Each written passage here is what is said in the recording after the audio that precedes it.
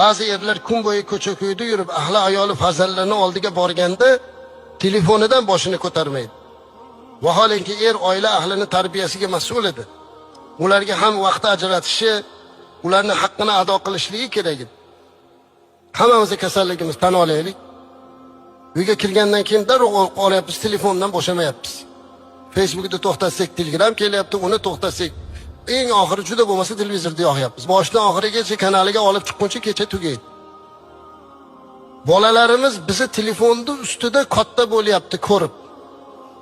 Bir oilada hammaning qo'lida telefon, hamma shu bilan ovora.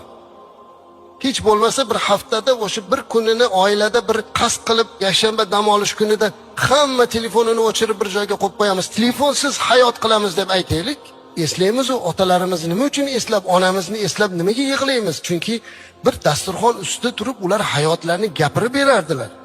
Otamiz boshidan o'tgan ishlarni gapirib berardilar, onamiz nasihat qilardilar. Mana bu yerda kattalar. Ey bolam, undoq edi, bundoq. Hozir nimani gapirib beryapti? Qanday nasihat qilyapti? Telefondan boshini ko'tarmayapti. Natijada oila